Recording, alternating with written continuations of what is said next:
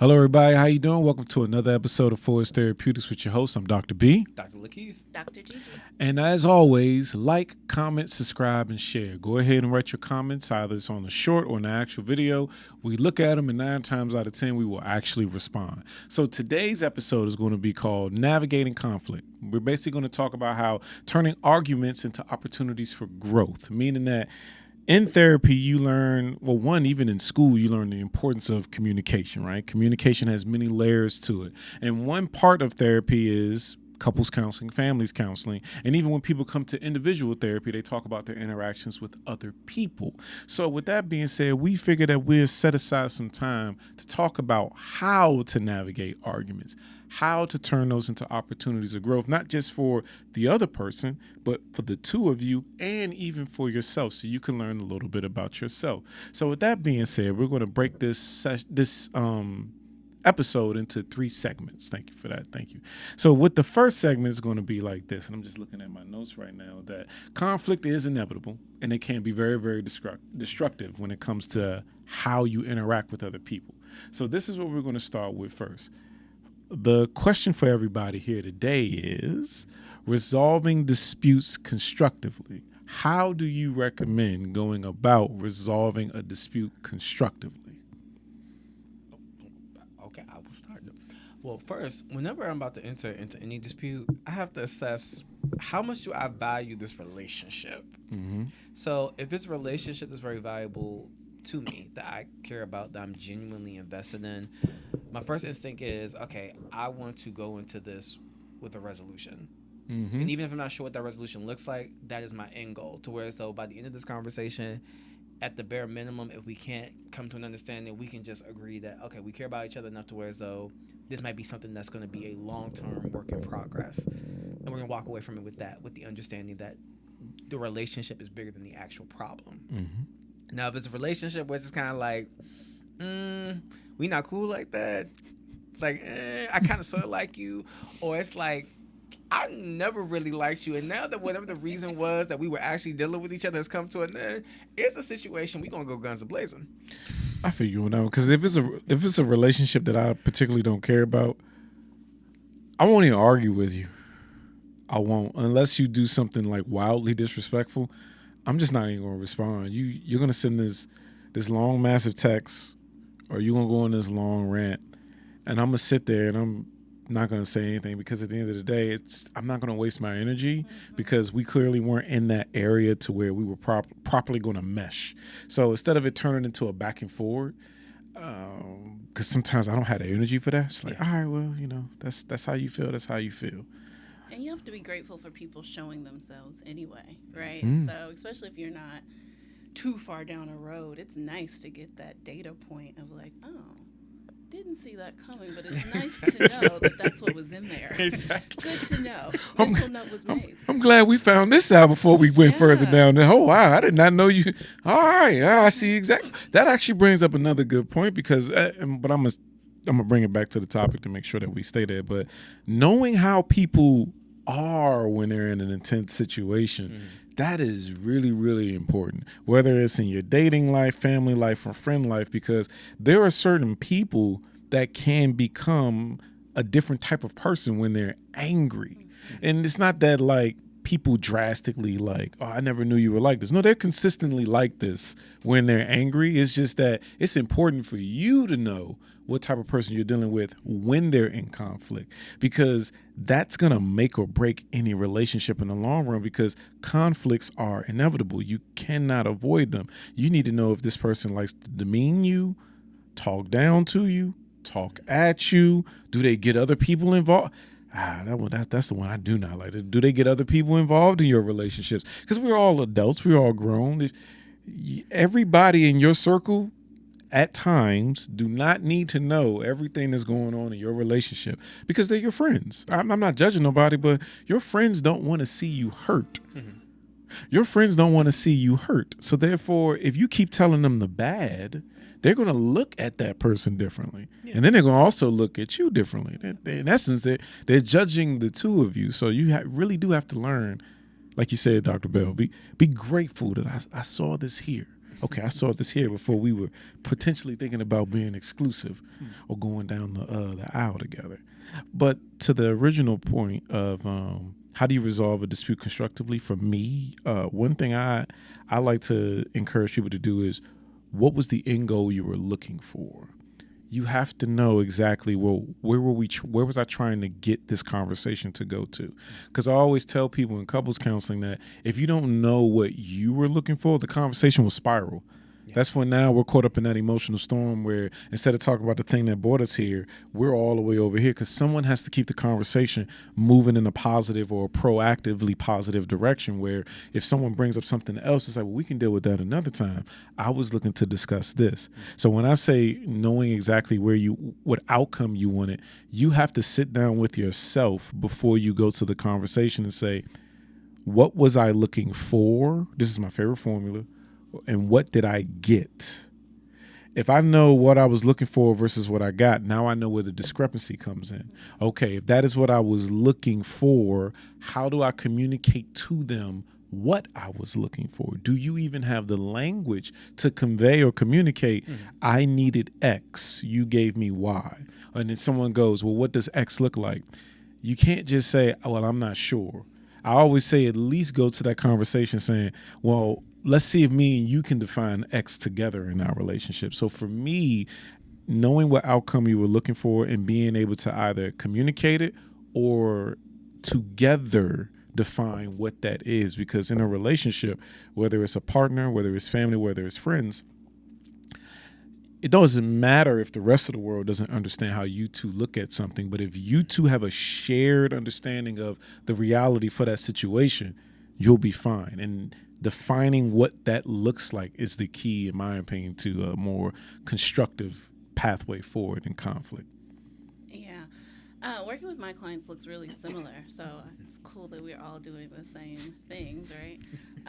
But I'm always encouraging clients, whether it's couples or individuals, but especially if it's an individual because you don't have the other person there, but getting really deeply connected to what it is that you're experiencing and what you're feeling, I think is so important before you engage in conflict, because we have patterns that come up Yes, we when do. we're in those conflicts, and I have clients that are amazing women specifically is who I'm thinking of right now, amazing women in all these other areas of life, and continue to find themselves in these repetitive cycles in relationships or any interpersonal relationship. But it's because they're lacking a little bit of their own understanding about what they need. And when you're communicating, I think we communicate so surface level, right? Because we just are firing off different things that come to the top of our head. Yeah. You got to take some time to really understand, not just I'm mad, cool, but like what really? What actually is bothering you? What about that really hurt your feelings? But being able to peel that back in a different way, because if I tell you that you pissed me off, you're going to receive that very differently than if I say, it really hurt my feelings when you forgot this blah, blah, blah thing, right? Yeah. Like the whole dialogue and interaction is going to feel a lot differently if I can show up to that space really knowledgeable about what I'm feeling, to Dr. B's point about what it is that I need. And then additionally, I always encourage my clients to have still some gratitude in their, like in the journaling exercise I give.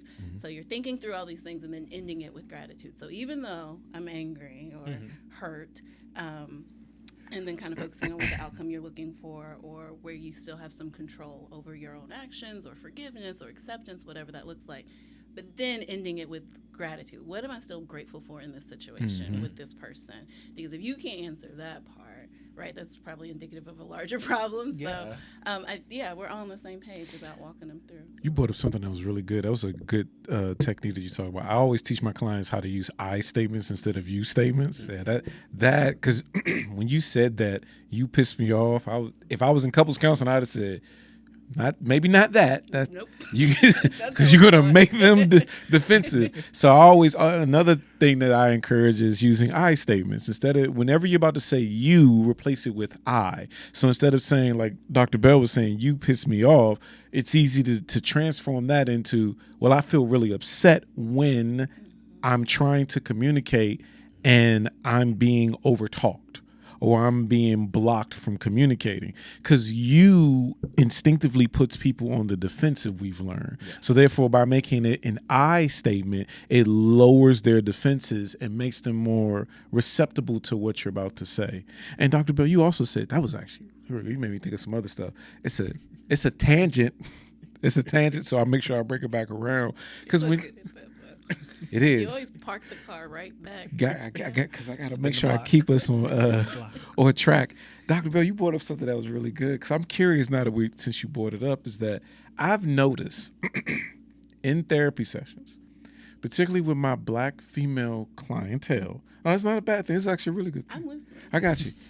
The highly successful ones, I've noticed a pattern recently within the past 3 to 4 months. They're tired of trying to date men in their same field that are highly successful, because I hear that they're very arrogant, or they're very, let's just say, like, aggressive, not in a negative sense, but they're superly taking charge and not letting them be them. And I've noticed that they are now dating more blue-collared workers, and they say that it's a different level of confidence. It's a positive thing that come from them. Like, they lead in a different way. Like, one, they're not intimidated. That's the main thing that I hear. That when these successful women meet other successful men, they feel like the man is intimidated because they make so much. But then when she goes and meet a blue-collar worker that's like works for Metro, works at a fire department, things like that, they'll say stuff like, "No, they're very overly confident. They're not intimidated at all. They'll make it work." And when they interact with them, actually, this is to the point that we talk about. When they interact with them, one of them in particular that I'm thinking about when I meet with her in therapy session, she's like, "I'm always so aggressive and mean to him, and he's always so nice. Like, why are you so mean? Why don't you come over here, sit down, and relax? Like, why are you so stressed out?" Have y'all noticed that as well? That's what I'm asking. I'm noticing that, at least among my Black female clientele who have been out here dating, they were pursuing people that were in the same industry or at the same tax bracket as them. Mm-hmm. And now, when they communicate with these men, they've noticed that they don't like what they're getting. Usually it's the overly assertive, overly aggressive. They lead in a very dominating way, if I can use that language, versus when they date a blue-collar man, they say that it's a different type of communication. They don't try to overload me or overbear me. They're like, "Well, what do you want to do? Well, then how about we go do this?" And they're gravitating towards it. I think that speaks to how lifestyle can influence how you deal with conflict. Okay. Right? So if you are in whatever job you're doing, if it feels like a high pressure type of environment, to where as though you have to be in control or you have to be dominant, and you spend 8 hours or more a day doing that, might spill over to your personal interactions. That's true. And then, not to mention, we live in an era now where you have the alpha male spear out there kind of giving out these concerning tips about how to deal with women, how to talk to women, that I think that a lot, and I won't say all, but some, I'll say some men kind of adopt, thinking like, "Oh, well, if I'm dealing with a woman who is of equal caliber as me, or even not as equal caliber to me, even though your value shouldn't be determined by the work that you do, then I'm going to take this particular approach, because on some levels I've been taught like, oh, that's what's wanted. You got to be the alpha male. You have to do X, Y, and Z." And that doesn't necessarily translate in the real world.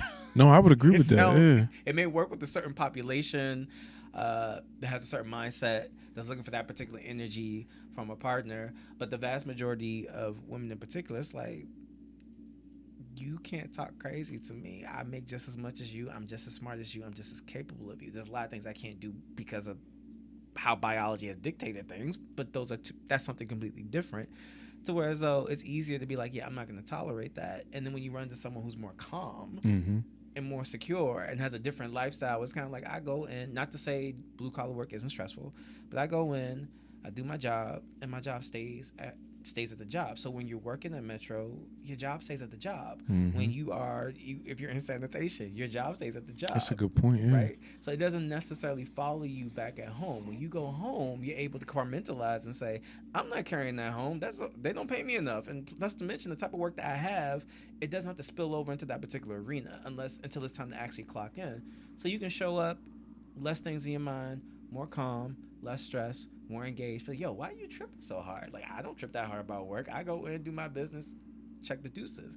So whereas when you're dealing with someone that's like doing the work that maybe what we do, you're dealing with a lawyer, you're dealing with a doctor, where it's kind of like all of that follows you. Yeah, you're right, because if you live in, to your point, if you're doing your job on average 8 hours a day, right? So, but for most people it's more, and you're doing a high stress job like a lawyer, you're going and you're debating or you're litigating or you're negotiating, and then if you're a banker, you're going, you're dealing with numbers, like big numbers that'll stress anybody out, or you're in an intense business situation where it's constant aggressive negotiation. That is 8 hours of your day repetitively over the course of however many years you've been doing it. You're right. I didn't think of it till you said it. And then also, we've talked about this on the previous episodes, like a couple seasons ago. You got to be careful where you get your information from. Like, you getting your advice from these toxic podcasts out here telling men to talk to women and treat women a certain type of way. You being radicalized to be that way at home, thinking that this is the norm. Yeah, the incels are real.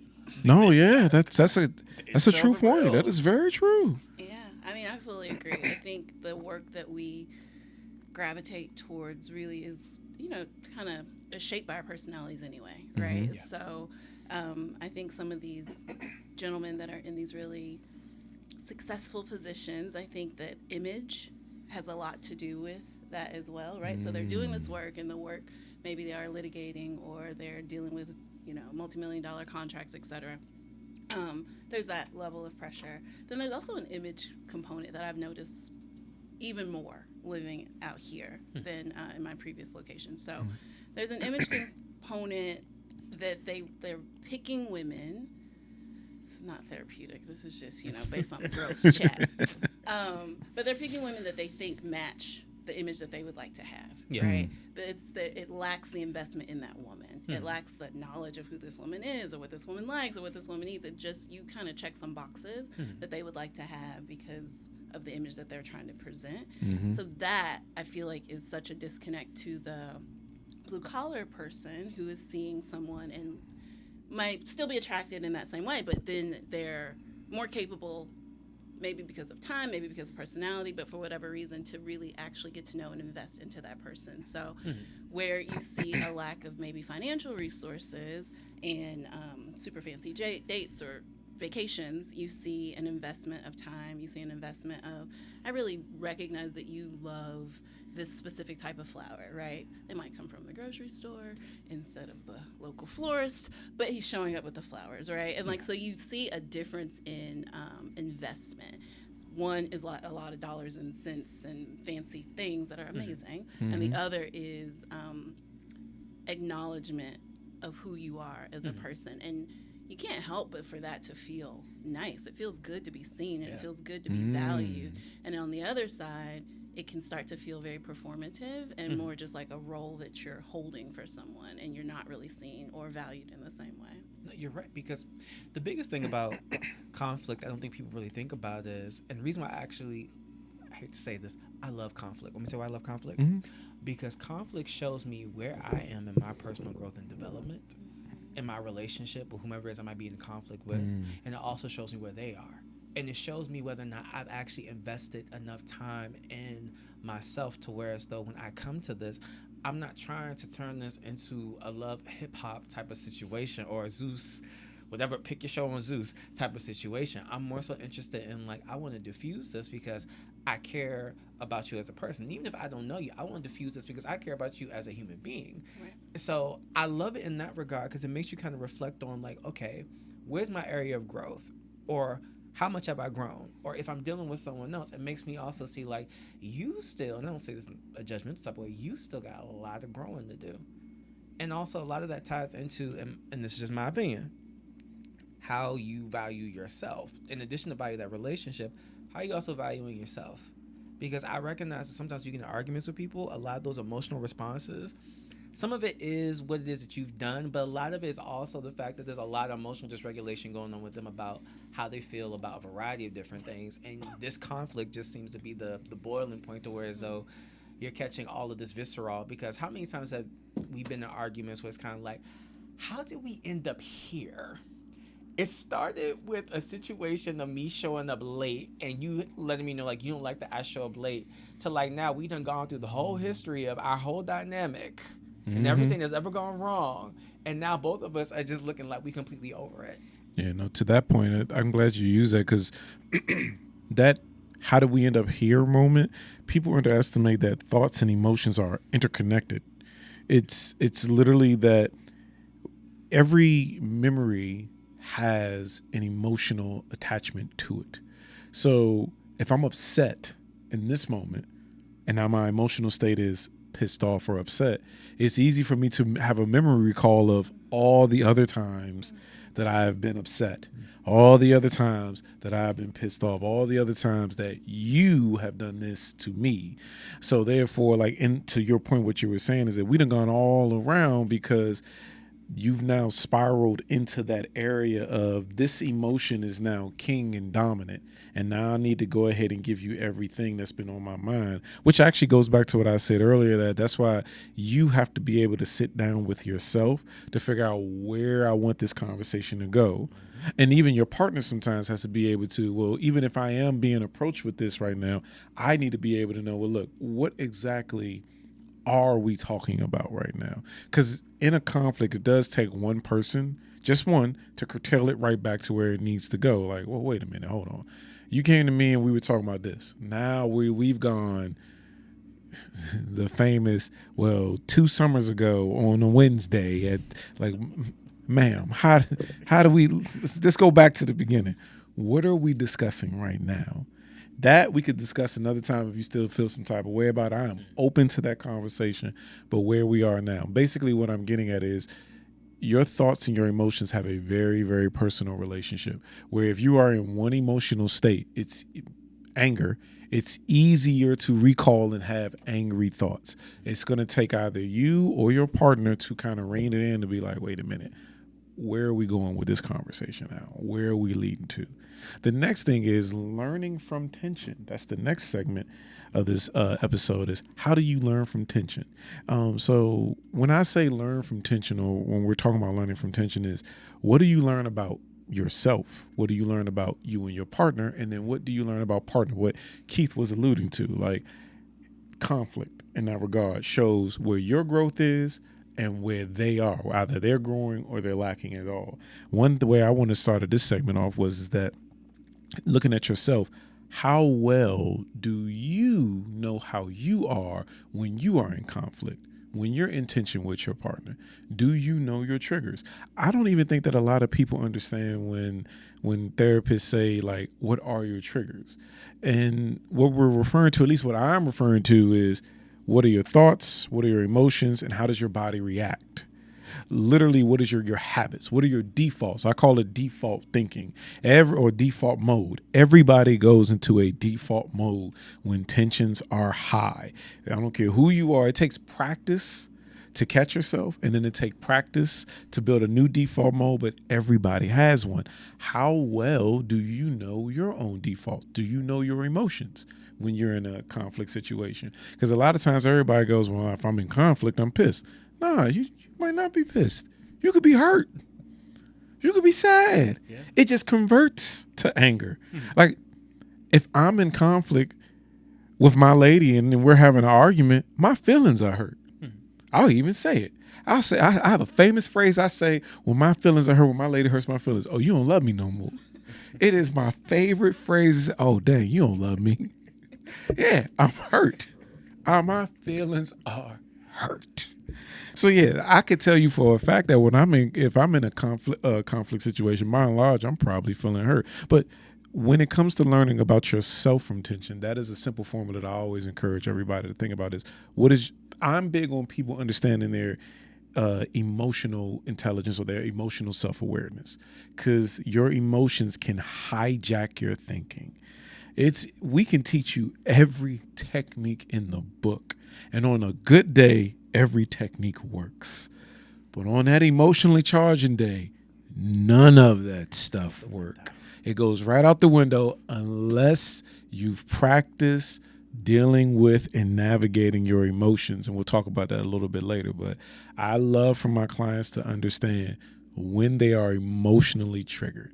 Can you feel it right before it's about to hit? When it hits, are you aware of it? Cool. Then we can come up with ways of helping you to dial it back. Because one thing I always encourage people to do is when emotions run high, the best technique in the world is to leave. Just literally leave. I just say the phrase, I love you, I'm going to take a breather, and go right out the door, because you know what you didn't do?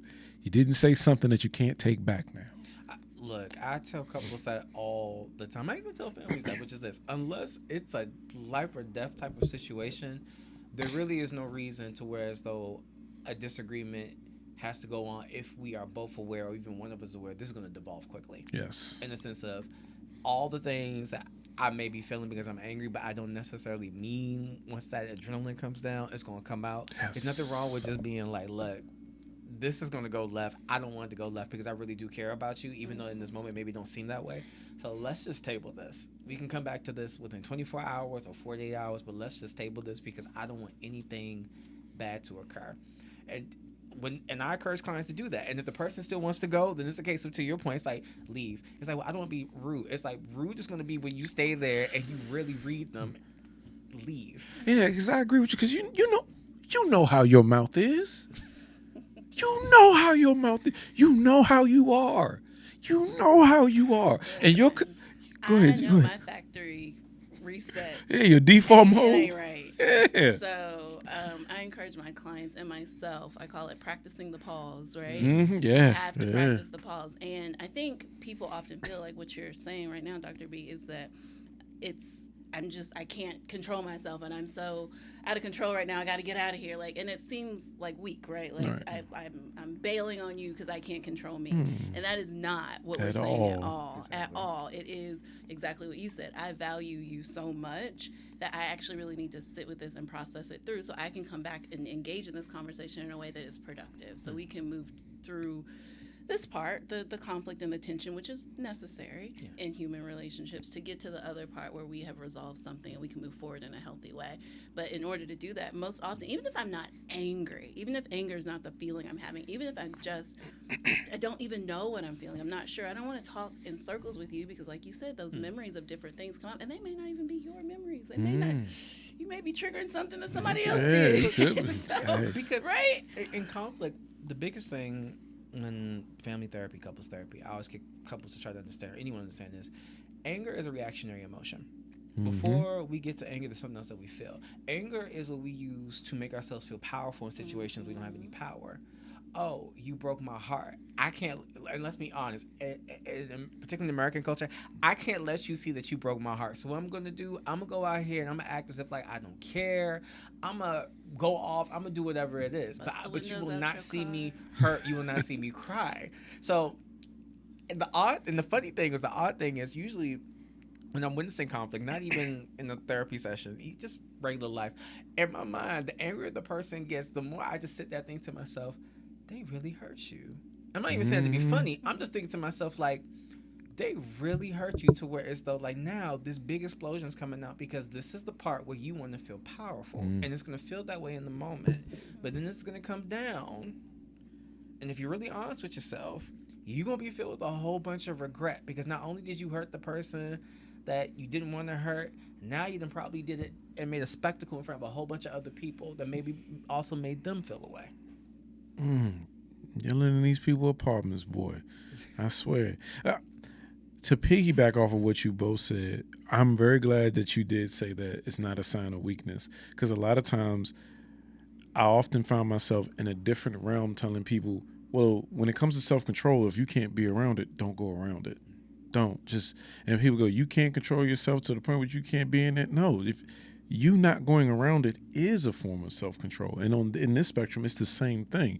Leaving is a form of strength, in my opinion, because of what you just said. Like, when that adrenaline comes down, when that adrenaline dump comes down, because what happens is you converted the pain into epinephrine. You converted it into adrenaline. Now you're ready to attack. Your fight or flight system's on. I'm ready to go. I'm scorch, earth, burn, everything. I can't talk about the other zodiac signs. I don't even know the zodiac that well. Apparently Aquarius, I fit it. I'm not gonna lie. Like, if I'm angry enough, like my factory default mode, however you want to handle this, we can handle it that way. Take it how you feel. It don't matter. I'm down. If you want a shenan, I'll shenan again and again and again. And then you're going to look at me and be like, you took it too far. And my favorite line is, no, you didn't take it far enough. You were willing to stop here. I was willing to go all the way there. But I say that to say that, as I said earlier, you know how you are. Walking away is a sign of strength because you're conditioning your body via your brain to go, yeah, we don't give those drastic responses.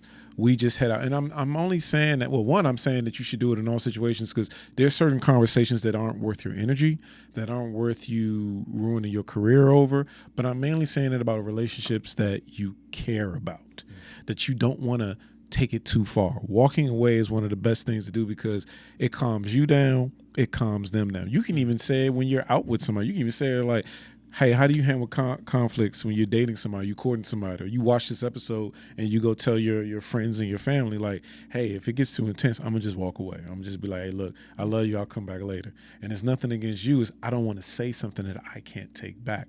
So that is one thing that I definitely do encourage because you do have to learn your triggers. And in keeping with the theme of learning from tension, did anybody else have any thoughts before I move into the... Okay, I'm going to add this. Go right in.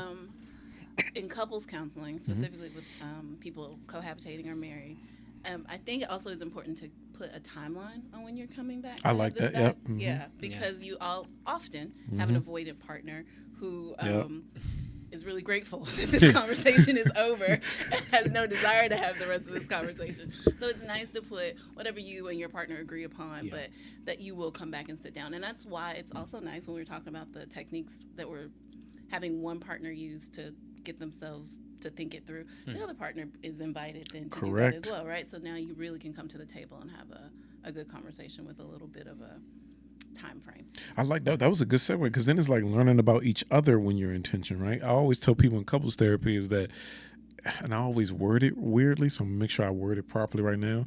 You have to be willing to remind the partner. And then you also, as on the other hand, have to be willing to be reminded.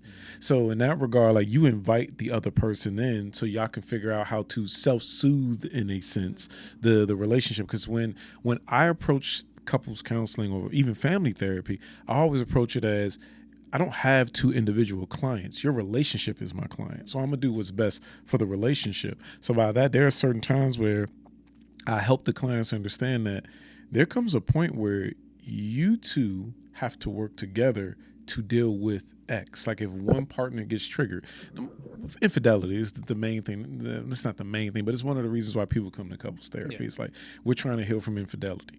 Okay, then you need to be able to, the person who is the quote unquote victim of the infidelity, there comes a level of patience on both parties' account where when they're triggered, you two have to learn how to soothe the person that is triggered. It's not always going to be to your point as simple as, well, I'm going to just leave and we'll talk about it some other time. No, we need a set time to come back and talk about the issue because we don't want to avoid it. But also, you have to have a way of saying, hey, you seem triggered right now.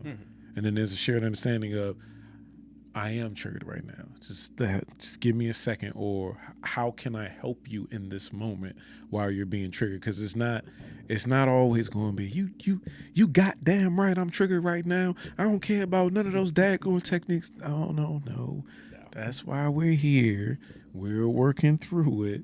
We got to be able to learn how to respond together when we're having a tough, tense conversation, because the relationship is, I always describe it as, it's one organic being with two different perspectives coming in.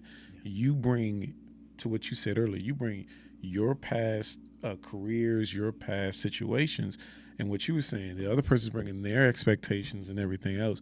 Now we're coming into, the two become one, and we have to figure out, how do we operate when we're in tension? So one way is having things to do together to calm the tension down.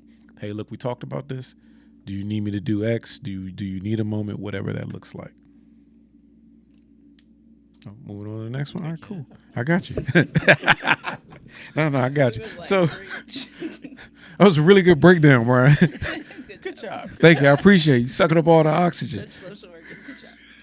So the third segment of this episode is strengthening relationships through emotional intelligence and empathy. Whew. I love the topic of emotional intelligence, everybody. I'm not going to lie. As I said earlier, I like my clients to be emotionally aware. It's one of the reasons why I got into mental health was to better understand my emotional triggers. Emotional intelligence is a very, very important. It is more important than actual your intellectual quotation, in my opinion, because it's how you socially navigate interacting with other people, and that is an important thing in relationships because when it comes to emotional intelligence, it's not just how well you understand your emotions, it's how well you navigate and understand and how well you pick up, understand, and navigate other people's emotions. And one way I always like to deal with emotional intelligence with people is I try to tell them it's easier when you start with yourself, starting with understanding how emotions impact and rise with you. So to make sure I'm not eating up all the oxygen this time, Keith, when it comes to saw what I did there. Keith, when it comes to emotional intelligence and relationships, what are some ways that you recommend strengthening it or dealing with it or drawing awareness to it for people? So for me, a tool that I've used all my life, journaling. Journaling is a good one. And journaling not just in the context of just writing it out, but also like voice memos and recordings, because until you externalize what it is that you feel internally, you can't really dissect and understand it. The cool thing about journal is that was well said. That was well said. I like that. Go ahead, Keith. I'm sorry. Because the cool thing is what I learned about journaling. I've been journaling since I was 9. Is 9? 9. Thank your mother for that. Oh, mom put you on too. Yeah. 9? Was our childhood was that rough? It required journaling. Dang. It required journaling. 9? Because what I realized was when it's all up in here, it doesn't really make any sense. And even to a certain extent, in a weird way, when it's semi-externalized, as in like you're kind of showing something, people on the outside of you have a way of kind of projecting their practices around their emotions onto you, which, let's be honest, a lot of times isn't the healthiest. As in like, okay, well, you have to suck that up. Don't let them see you sweat. Like, that type of messaging that you get. Journaling or voice memos becomes the safest way for you to kind of let it all out, because it's not like there's an audience there. You're the audience. And then you just say however you need to say it. And then after a certain point of writing it over and over and over again in different ways, it starts making sense. Because in writing it, you're also reading it. And you're getting the understanding of like, my anger really consumes or sucks the oxygen, using that phrase, out of a room. Because it just kind of shows up in these different instances of my life or interactions that just seems to happen. I need to get a grasp of like why in all of these situations was I getting angry? And then you realize there's a common theme. Granted, some of it is what other people do that understandably warrants anger, but then you realize that there's a common thing, like in instances where like it didn't warrant anger, the anger is still there.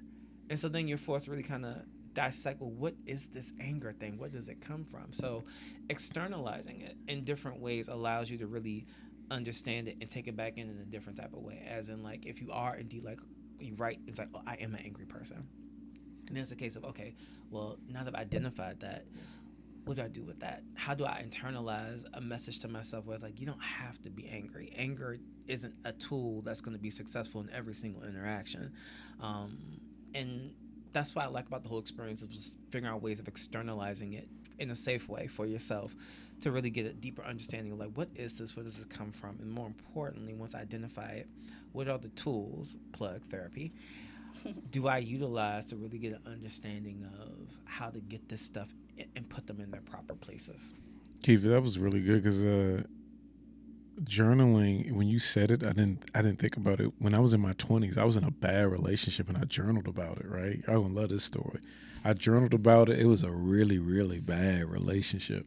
And then we stopped talking. And of course, everybody spins the block and circle back around. 4, 5, 6 times. Exactly. Hey, man, that's when you know it's good. I gotta be sure, because each decade might be different. It might be, yeah. Like, I'm just saying, like, it'd be the rough ones that be the most memorable ones. It's dangerous, boy. But when people end up in toxic relationships, I get it. I feel you. But eventually that roller coaster's got to stop. Just for mental health purposes, that's got to stop.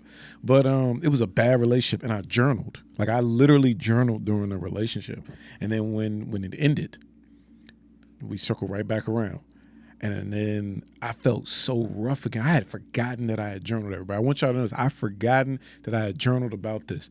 I opened up the journal app on my phone, and I looked at what I'd written just a year ago, and I was like, I'm feeling the same way again. It saved me. I can't stress to you how much it saved me emotionally. I literally sat and looked at what I had read, what I had written, and as I was reading, I'm like, I'm feeling all of this again. And then I put in a new entry saying, nothing has changed. I'm back to this person, and I'm feeling the same way. The relationship ended, and I didn't care. Because of journaling. That's why I knew, like, oh, okay. So I've gone to therapy. I've done my part. I'm opening up my journal again to become more emotionally aware. And I looked, and it literally saved me. So I just wanted to say that is a really, really good point, because it blew my mind. When you said that the memory came flooding back, I said, oh, no, I'm fine. Yeah, I'm good. We are right back where we were. While we ended things, oh, I'm okay. And then it ended, and I said, I'm okay with that. I'm all right. That leads me to which technique I'm going to talk about. But Dr. Bell, what about you? Why'd you make that face when I said toxic relationships? They're healthy for you. They're not healthy for you. They're not. They're not healthy for you at all. But I get it. No, that's spinning the block multiple times is wild to me. But Dr. Bell, you've never had a bad person spin the block when you entertained them. Of course, they come back. Yeah, everybody comes back. Them back though. But right? The boomerang comes back. You've never known that this was a bad boomerang and been like.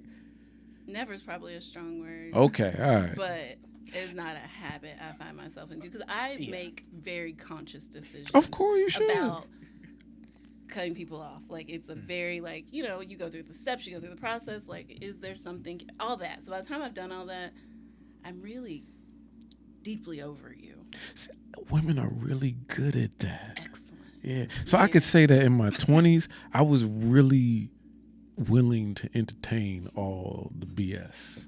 Like, especially depending on who you were at the time. If you was coming back around, I saw it, I might have been like, come here. See, but my perception always has been, I don't think that they wouldn't. I don't think a man would not. If they were attracted to you before, you still look the same, y'all still have the same chemistry and energy, I don't think they would be like, no, stay away. That's how it's going down. Like, y'all can go do the things that y'all did before that worked well, but there's this whole other basket of things that worked really poorly. So I'm uninterested in that basket. And the thing that worked well, there's a whole lot of things out there that work well. Well, for me, the spin the block, the exceptions are always, for me, it's just this. I have a rebuttal to that. It's not a bad rebuttal. It's a realization. Go ahead, Keith. I'm sorry. For me, it depends on this. How did it end? And what were we like during that time as far as being together? Because my situation, if it ended because it was just bad timing, because you were in one place, I was in another place, okay, I'm for revisiting that. Because if there was no toxicity, it was just, we were just in different spaces in our lives, that cliche saying, then I could deal with that. Now, if it's a situation where we talk crazy to each other, did some crazy things to each other, then it's a case of, even if I wanted to, there's that part of me that's just like, nah. Because in my mind, like, that means that there's always that part of us that can bring that side out and trigger each other in that particular way when we're both not showing up as our best. And depending on how bad it gets, I don't want to risk it. Fair. Because you end up locked up, yeah. I hear y'all. Yeah. So I keep saying in my 20s, I heard all of that. I ignored all of that. I heard everything you said, and everything Keith said is 100% right. You should follow it. I just always think back to my 20s that I don't care. You come back if you. That's the thing about being. You come back. It's about to be wintertime. We in fall right now. Hell, come back. Hell, you don't have to worry about coming back. I might chase after. I might. Depending on how much I like you. I might send like a wrong text message to the wrong person on purpose. Exactly. Wow. I might do it. But to what you were saying earlier, like I learned. No. I might. Hey, are we still on for dinner tonight? Did you mean to send this to me? Got I'm him. not even gonna send that text because Got him. Leo in me is this big Leo energy. Because if you send me a text that I know I've not talked to you, and you just sent me a text about dinner tonight, why would I respond to you? Oh, you don't I have would to. never. Okay, that's fine. Try. You might not. You See, won't people know. are crazy. You. I like what our producer did. You got to cast the line to know if it's any fish in the but lake. you gonna have to cast it with some bait that Yeah. is far superior than that.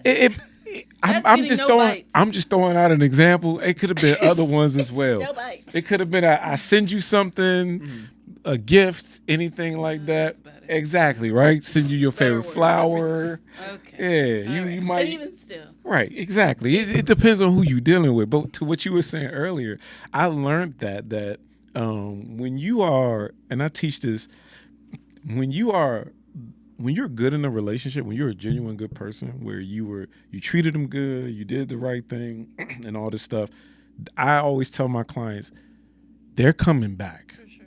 They are. If you were a good person, they are coming right back. It's not a matter of if, it's just a matter of when. Now, granted, not everything's absolute. Of course, there are circumstances. So I just wanted to say that they are coming back in that regard. So when you treat someone good, they will come back. And to both of you guys' point, all I'm saying is that journaling definitely helped. And you're right. You should. Women are really good at cutting people off because, yes, men, we're pursuers. At a certain point, you learn that either this is going to work or it's not going to work. But I'm not going to know unless I try. So you just got to, hey, how's everything going? How you doing? You seeing somebody else? I'm sorry to hear that. Men have a lot of lines to say. Hey, you got a boyfriend? Dang, I'm sorry about that. How long this problem been going on in your life? Stuff like that. You never know until you try. But Dr. Bell. Yeah. What are some techniques you would give to help with emotional intelligence? Let me start with, I feel like, how some words get hijacked in pop culture? Yes, I feel like this is one of them. Intelligence is now the new phrase that has been hijacked. And dating, either myself or clients or friends, they've learned that phrase and they are using it a lot incorrectly, right? Everyone's emotionally intelligent. And I'm like, how did you arrive there? How did you achieve that? Yeah. And do they know who they're talking to when they tell you that? I usually just say I'm a college professor. That's not fair. You set them up all day like, how did you arrive there? I mean, they say it like it's a destination they drove to, parked, like. I done got out, bought the shirt.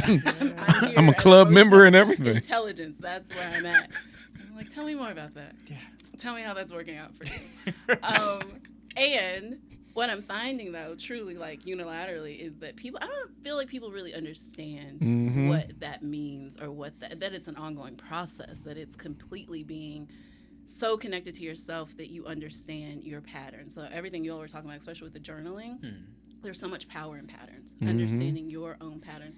I love the word triggers, but I think patterns for me just speaks volume. Yeah, volumes more clearly to me. Like when I'm seeing patterns in my life across relationships or across friendships or family dynamics, I know that is really fully mine. Yeah. It's mine to manage and mine to understand. And once I use my emotional intelligence, I'm able to kind of unpack that and understand what it is that I need to do to address that pattern, because that pattern will show up in multiple places across different, like I said, different environments. So helping my clients, friends, myself understand patterns, and then I like to work in buckets or in patterns. So like being able to have a coping skill or a mechanism that I'm using directly to respond to each of those patterns that I've identified, I think is really helpful. It makes you feel really powerful. Yeah. So then I'm able to name it, which is something I think you said earlier. When I'm able to name what I'm feeling instead of like, oh, I'm so angry. No, I tend to find myself feeling a little rejected, even whether it's happening or not. That's my perception, the lens that I'm coming through, and then I get really defensive, right? And now I want to, okay, cool, I understand that pattern. So what is it that I then do in response to that? Yeah. I like that. That was really good. You're out here tricking people like, oh, really? I'm a college professor. Yeah, that's all I do. Well, I'm an emotionally intelligent man. Oh, really? Well, do tell. Yeah. Elaborate. But that is true because, how to put it this way, people mean well. To your point, pop psychology, where like people just hijack certain terms because it resonates with them describing the experience or feeling that they have, but also getting people to realize, like for instance, emotional intelligence. It's like knowing what emotional intelligence is not the same thing of actually being emotionally intelligent, and also not the same thing of actually actively practicing it. Same way that some people feel as though if we say or talk about the problem is actually addressing the problem. It's like, no, the identifying and talking about is just the first steps. Right. Mm-hmm. Same thing with emotional intelligence. No, I would agree with that. My the technique that I use, I teach clients it. I use it when people are going through rough breakups, because everybody comes to therapy like, I don't want to feel the pain anymore. I don't want to feel any emotions. That I always tell them that's not true. Emotions are useful. They're helpful. They let you know there are shortcuts for you to realize exactly what you're getting versus what you wanted. It's a mindfulness technique that I use. So what it is that one, I think journaling is great as well. I think that is very, very phenomenal. And I think identifying your patterns is another really, really good one as well, because that's very, very important. One that I like is, it's a technique, and you got to grow to this. So don't just sit down and start doing it. It will really mess you up if you don't grow to it. It's a technique where as you get to a point in your mindfulness journey to where you're able to be present in the moment and not become overwhelmed by everything, you sit with your pain and let it consume you physically. So emotions, I believe there's in 90% of the emotional experience is a physiological component. You feel it somewhere in your body. So with this technique, you sit and you think about the thing that hurt you. Usually if it's a breakup, you let the breakup kind of overwhelm you, and you sit with it and you stay calm while your body's reacting. And then you kind of pay attention to where you feel it at and what thoughts are going through your mind.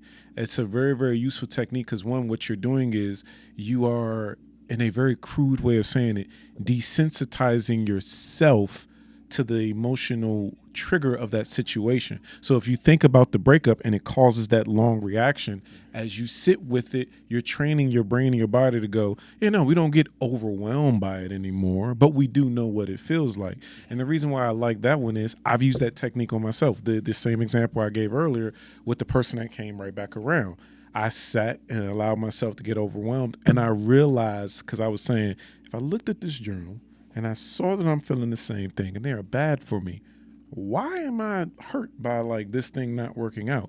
And then I realized something in that moment, because I did the technique with myself.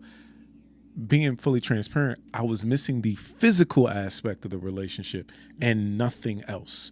It wasn't that we had great conversation. It wasn't that we connected on anything deep. It wasn't that we had the best time in the world, because I've had better times with other people that I was dating at the same time during that time frame. It was the physical part of the relationship that I had missed. And I felt like I was never going to have access to it anymore. That's why I learned by doing the technique that was the thing that was bothering me, because as I sat and I allowed the emotion to overwhelm my whole physical body, and I would pay attention to the thoughts I was thinking, I was like, that's the thing that I'm missing. So I like that technique for people, but I'm gonna let you go, Gigi. No, I'm listening. I got you. I like that technique for people, but everybody, you have to build to that technique, because if you sit down and try to do that right now, you haven't built to it, you will get hijacked, limbic hijack. You will get hijacked by your emotions, and it might be a little bit too overwhelming. You have to practice mindfulness breathing first. It's a real simple formula. You practice mindfulness breathing first, then you practice body scanning mindfully, then you ease into that technique. You have to set a timer to where you think about it, let it overwhelm you for about 3 minutes, and then you think of something else to calm your system back down, then you ease into it again. You don't just sit down and go, well, let me see what Dr. B said on the podcast. You might don't just go right into that. That's down the road. What were you gonna say, Dr. Bell? What? Oh, you didn't have nothing to say? I'm sorry. So I think something you said that was really, really important. The technique is amazing, but like you said, it is definitely intermediate level very much of coping skills. But something else that you said, a word that I love when men say. What's that? Access. Oh, access, you yeah. were concerned about the not access. Access. Yes, exactly. Which is why, ladies,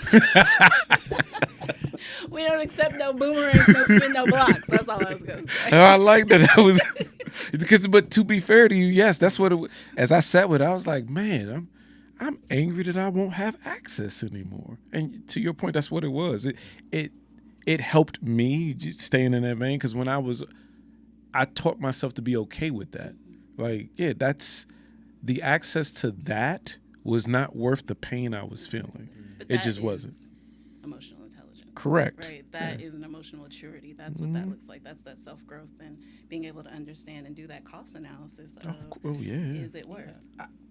My biggest thing that I've learned about people is that when they think of emotional intelligence, when they think about dealing with conflict, when they think of it more so in kind of like these weird destination type of things. Like, okay, I will arrive and I will stay there, and then I will be a good person, or I'll be the best version of myself, a better version of myself. Requires work. And I always try to get all clients, anyone in my life, to realize that you got to let go of the destination thing.